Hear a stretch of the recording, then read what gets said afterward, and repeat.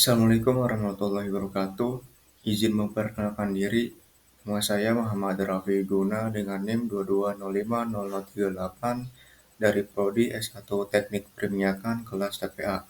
Baik, di sini saya akan membuat video yaitu mengenai directional drilling, yang dimana untuk video ini tuh untuk memenuhi kebutuhan tugas untuk mata kuliah teknik pemboran 2. Baik, langsung saja. Dan di sini ada daftar isi dari apa yang kita nanti bahas. Yang pertama yaitu definisi dari directional drilling, yang kedua yaitu ada manfaat dan kerugian, yang ketiga yaitu ada alasan directional drilling, yang keempat yaitu ada tipe-tipe directional drilling, yang kelima yaitu ada bagian-bagian directional drilling, yang keenam ada deflection tools, yang ketujuh ada kesulitan yang disebabkan oleh kemiringan lubang bor, yang kedelapan ada metode pengarahan lubang bor, yang kesembilan adalah faktor pengaruh kemiringan lubang bor, dan yang terakhir yaitu adalah perencanaan directional drilling itu sendiri. Baik, next. Nah, untuk definisi dari directional sendiri, yaitu directional drilling sendiri yaitu teknik pengeboran yang digunakan untuk membuat sumur yang tidak hanya lurus secara vertikal dari permukaan atau surface ke bawah permukaan atau subsurface, tetapi juga mengikuti jalur atau arah tertentu secara horizontal. Teknik tersebut memungkinkan deposit minyak atau gas dengan lebih tepat dan efisien dibandingkan dengan pengeboran secara vertikal. Pengeboran directional drilling sendiri yaitu bagian integral dari eksplorasi dan produksi minyak dan gas karena memungkinkan akses yang lebih baik ke reservoir yang kompleks atau sulit dijangkau. Dan ini ada manfaat dan juga kerugian dari directional drilling itu sendiri. Nah, untuk manfaat sendiri ada dua. Yang pertama yaitu untuk akses terhadap tangki yang sulit diakses. Nah, untuk salah satu kemungkinan keuntungan utama pengeboran directional sendiri yaitu kemampuannya untuk mengakses reservoir yang terletak di lapisan batuan yang sulit dijangkau secara vertikal. Hal tersebut memungkinkan operator minyak dan gas untuk mengeksploitasi cadangan yang sebelumnya tidak dapat diakses secara ekonomi. Nah, untuk manfaat yang kedua yaitu untuk penyelamatan sumur yang tersumbat. Nah, untuk pengeboran directional sendiri dapat digunakan juga untuk mengatasi permasalahan pada sumur yang ada, misalnya tersumbat atau sumur tidak produktif seperti itu. Kemudian untuk kedua yaitu secara kerugian. Pasti yang pertama itu biaya yang tinggi atau cost tinggi lah seperti itu. Nah, untuk pengeboran secara directional drilling sendiri lebih mahal dibandingkan pengeboran secara vertikal, karena hal tersebut juga termasuk ke dalam penggunaan peralatan yang lebih canggih, kemudian tenaga kerja yang harus terspesialisasi atau spesifik pada pekerjaan tersebut seperti itu. Dan juga semakin lamanya waktu yang dibutuhkan untuk menyelesaikan suatu sumur terarah. Kemudian kerugian yang kedua yaitu teknik yang rumit. Nah, untuk directional drilling sendiri yaitu operasi teknik yang rumit dan kompleks ataupun banyak yang memerlukan peralatan canggih serta tim yang sangat terlatih agar dapat melaksanakannya dengan sukses. Kesalahan atau masalah dapat menyebabkan penundaan atau waktu dan biaya tambahan sendiri atau cost. Nah, ini ada alasan dilakukannya directional drilling. Yang pertama yaitu untuk alasan topografis. Nah, untuk alasan topografis sendiri yaitu pemboran berarah dilakukan apabila keadaan di permukaan tidak memungkinkan untuk mendirikan suatu lokasi pemboran. Misalnya pada lokasi tersebut untuk formasi produktif di bawah payak ataupun sungai, kemudian ada formasi produktif terletak di bawah bangunan-bangunan perkotaan maupun suatu wilayah yang padat penduduk lah seperti itu yang tidak memungkinkan untuk mengebor di lokasi tersebut. Kemudian alasan yang kedua yaitu alasan geologis. Nah, untuk alasan geologis sendiri yaitu untuk menghindari kesulitan apabila dibor secara vertikal. Misalnya yang pertama yaitu adanya kubah garam atau salt dome, kemudian yang kedua itu adanya patahan. Nah, ini untuk formasi produktif di bawah paya-paya ataupun sungai. Nah, itu ada keterangannya dan juga gambarnya. Jika dilakukan strike hole drilling, lokasi permukaannya adalah air, artinya kita menggunakan peralatan layaknya offshore drilling. Biasanya pemboran secara offshore drilling sendiri membutuhkan biaya ataupun cost yang sangat besar ataupun tinggi lah seperti itu. Kemudian jika biaya pemboran berarah tersebut murah dibandingkan dengan pemboran secara offshore drilling, maka kita bisa melakukan pemboran secara berarah ataupun directional drilling dengan titik lokasi yang masih di daratan. Selanjutnya ada formasi produktif terletak di bawah bangunan-bangunan perkotaan maupun padat penduduk lah seperti itu. Di situ juga ada gambar dan juga keterangannya. Nah, apabila lubang dibuat secara vertikal dari permukaan sampai ke target, harus dibuat lokasi pengeboran. Yang ada harus ada pembebasan lahan pada perumahan, perkotaan, dan lain-lain yang menyebabkan pengeluaran biaya yang lebih tinggi lagi. Untuk mengurangi hal tersebut, dibuatlah secara pengeboran secara directional drilling agar bisa mencapai reservoir tanpa harus ada pembebasan lahan.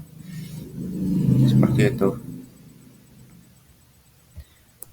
Nah, kemudian selanjutnya adanya kubah garam.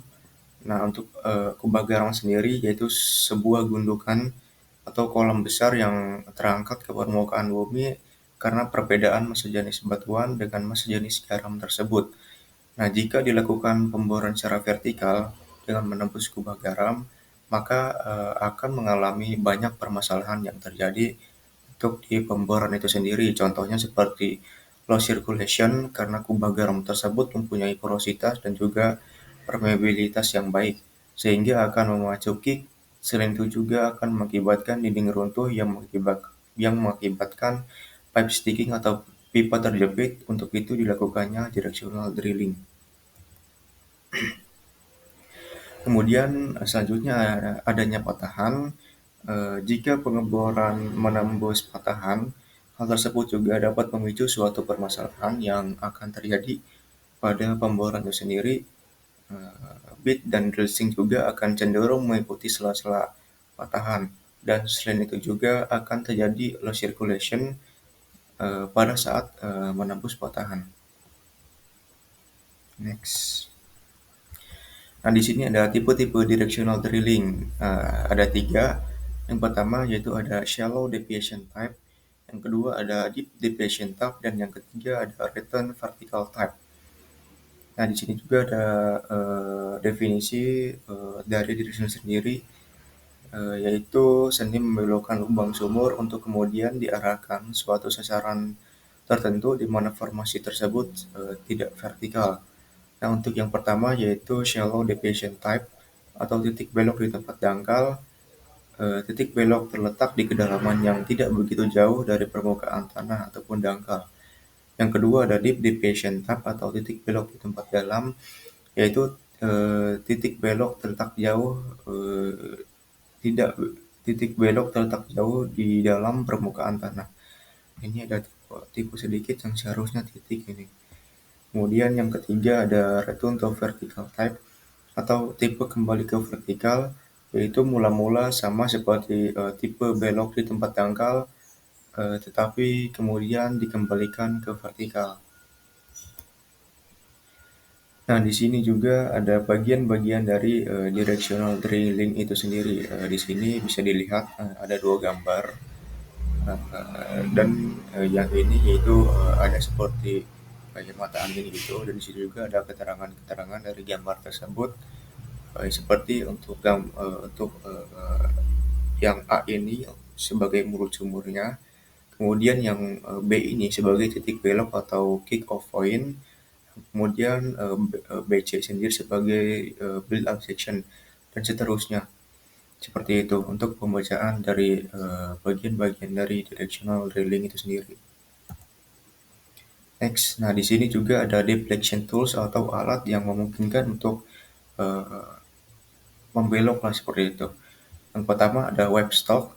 yaitu suatu alat dengan saluran yang melengkung tempat bergeraknya bit. Operasi webstock tersebut dapat memperoleh lengkungan sebesar 1 sampai 7 derajat.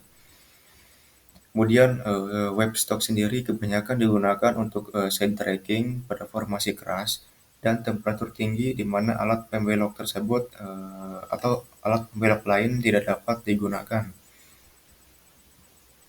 Yang kedua ada jetting, yaitu jet bit adalah metode membelokkan sumur yang paling sering digunakan untuk formasi lunak. Pada tricon bit digunakan 2 jet kecil, yaitu untuk ukurannya 1/4 atau 1/8 inci itu untuk yang kecil. Kemudian satu yang jet besar yaitu 3/4 atau 7/8 inch. Nah, untuk membelokkan lubang dengan metode jet, peralatan diturunkan ke dasar lubang dan jet ukuran besar diarahkan pada arah yang diinginkan. Kemudian pompa dijalankan, formasi di bawah dan sekitar dikikis. Nah, ini untuk di samping sendiri ini ada alat-alat dari deflection tools itu sendiri seperti ini, ada webstock, yang kedua ada jetting seperti ini gambarnya. Kemudian yang ketiga ada turbo drill, yaitu metode yang paling sering digunakan untuk membelokkan lubang yang memiliki kecepatan putar yang sangat tinggi, yaitu berkisar 500 sampai 1200 rpm. Dan turbo drill sendiri yaitu downhole mode turbine yang dapat memutar bit tanpa harus memutar rangkaian bor atau drill string. Kecepatan putarannya tergantung pada volume lumpur dan tekanan sirkulasi pada permukaan atau surface. Kemudian alat tersebut juga menggunakan band shaft untuk membelokkan lubang sumur. Kemudian selanjutnya ada Dyna Drill. Dyna Drill sendiri akan memutar bit tanpa harus memutar rangkaian drill string. Adanya band shaft membuat alat tersebut dapat membelok dengan halus. Kemudian kecepatan putar sendiri bergantung pada tekanan sirkulasi lumpur dan perbedaan pada tekanan pompa.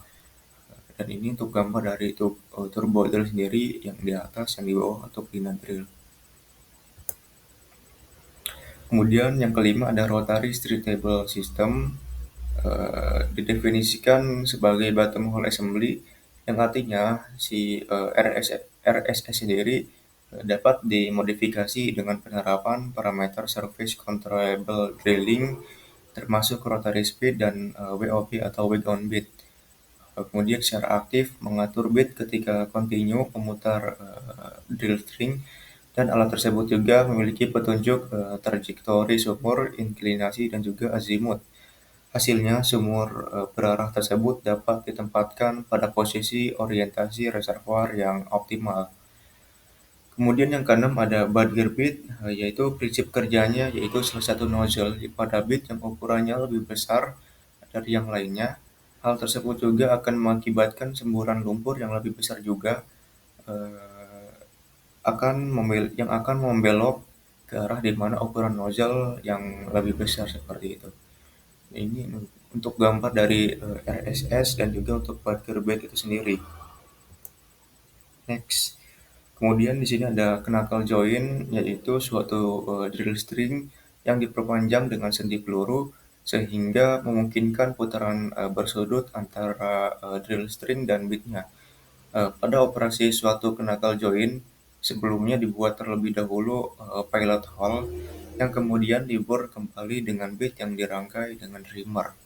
Kemudian yang kedelapan yaitu ada atau yang terakhir yaitu ada smart bit, yaitu bit tanpa roller, bentuknya seperti bazi dan mempunyai nozzle. Cara kerjanya sama seperti Badger bit, hanya di sini ditambah dengan tumbukan. Nah, seperti inilah untuk gambar dari knuckle joint dan juga smart bit. Untuk smart bit sendiri berbeda dengan bit ya, karena ini tidak ada rollernya. Next. Nah, kemudian di sini ada kesulitan-kesulitan yang disebabkan oleh kemiringan dari lubang bor itu sendiri. Nah, lubang bor sendiri diarahkan ke suatu sasaran yang dikehendaki dengan sudut kemiringan tertentu. Miringnya lubang bor tersebut mendapat banyak kesulitan, antara lain yang pertama fatigue failure pada drill pipe, yaitu kerusakan pipa bor yang disebabkan oleh kelelahan akibat beban siklus mekanis. Kelelahan atau fatigue sendiri yaitu kerusakan material yang terjadi akibat bebanan yang berulang-ulang. Kemudian casing atau terjepitnya sebagian dari drill string karena goresan antara drill string dengan dinding lubang bor. Kemudian berkurangnya umur drill pipe karena tension atau tegangan yang terjadi pada tool joint atau sambungan itu sendiri. Kemudian kesulitan-kesulitan tersebut disebabkan oleh perubahan sudut kemiringan yang terlalu besar di antara dua titik lubang bor, yang perlu ditetapkan perbedaan sudut maksimum yang diizinkan di antara dua sudut dogleg. Kemudian di sini ada metode pengarahan lubang bor. Ada dua metode. Yang pertama metode Stockenberry drill pipe alignment. Kemudian metode orientasi dasar lubang bor. Yang pertama untuk metode Stockenberry drill pipe alignment sendiri, yaitu mula-mula alat pembelok di permukaan dihadapkan ke arah mana sasaran yang akan dikehendaki. Yang kedua yaitu pada drill pipe dikaitkan suatu sighting bar ataupun tanda dan diarahkan ke suatu titik. Kemudian pasang drill pipe baru, kemudian di dekat puncak drill pipe tersebut dipasang sighting bar atau tanda yang kedua dan diluruskan dengan yang pertama dengan bantuan teleskop. Kemudian sighting bar ataupun tanda yang pertama diturunkan untuk kemudian dipasang lagi pada drill pipe yang berikutnya dan diluruskan kembali seperti tadi dengan teleskop. Kemudian pertahankan agar dua sudut tersebut tetap besarnya. Kemudian demikian seterusnya sampai seluruh dredging tersebut berada di dasar lubang. Dan ini ada gambar dari metode Stackenberry drill pipe alignment itu sendiri. Kemudian metode yang kedua yaitu metode orientasi dasar lubang bor. Nah, misalkan ketika mula-mula alat pembelok mempunyai arah 90 derajat ke arah kanan dari kutub magnet utara yang telah ditentukan. Kemudian menurunkan alat pembelok tersebut ke dasar lubang dan sebuah kamera akan memotret bersama-sama kompas bebas ataupun free kompas dan kompas shadow grab. Kemudian misalnya gambar yang didapatkan ternyata S45E ataupun South 45 East, berarti arah muka alat pembelok adalah South 45 derajat East, ditambah putaran 90 derajat ke arah kanan, jadi South 45 West. Dengan mengetahui arah muka alat pembelok dalam lubang bor, akan mudah untuk mengubah ke arah yang akan dikehendaki seperti itu. Dan ini ada gambar dari metode dari orientasi dasar lubang bor itu sendiri. Dan selanjutnya ada faktor pengaruh kemiringan dan arah lubang bor. Nah, untuk hal tersebut dikenakan lubang bor yang terjadi berbengkok-bengkok dengan sendirinya. Hal tersebut dinamakan crooked hole atau lubang bor pada pemboran berarah disebut slant hole. Nah, untuk penyebab crooked hole sendiri terjadi karena adanya dua faktor yang bekerja bersama-sama, yaitu faktor formasi dan juga faktor mekanis. Nah, untuk yang pertama yaitu untuk faktor formasi sendiri, yaitu pada faktor formasi yang perlapisan yang berganti-ganti dari lunak ke keras dan sebaliknya akan menyebabkan bit ditahan dengan berat sebelah pada kedua sisinya, sehingga bit tersebut akan terperosok ke bawah ke salah satu sisi dan mengakibatkan bengkoknya lubang bor seperti itu. Kemudian yang kedua yaitu penembusan bit pada formasi akan meninggalkan suatu baji kecil yang dapat bertindak sebagai webstock kecil atau mini webstock lah, yang dapat membelokkan lubang bor seperti itu.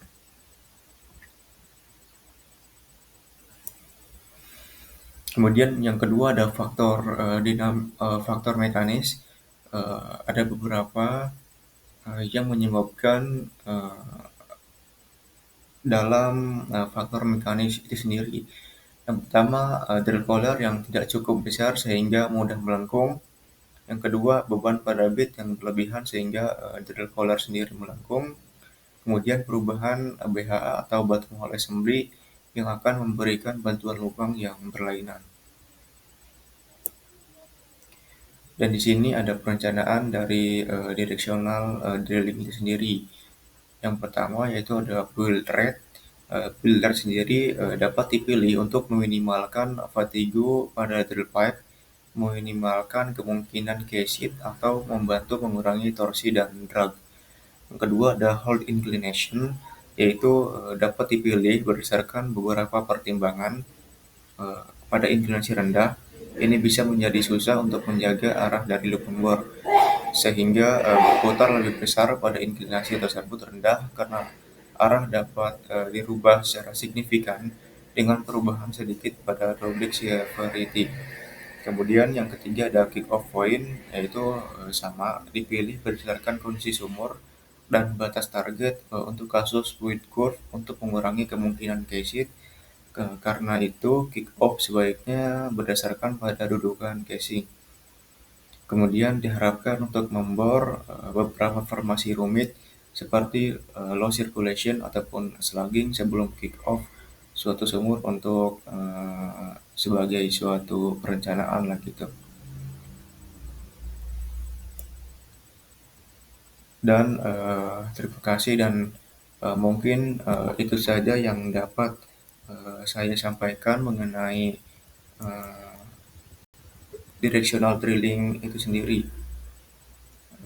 Untuk kekurangannya ataupun jika ada kesalahan maupun kekurangan, mohon maaf. Terima kasih. Wassalamualaikum warahmatullahi wabarakatuh.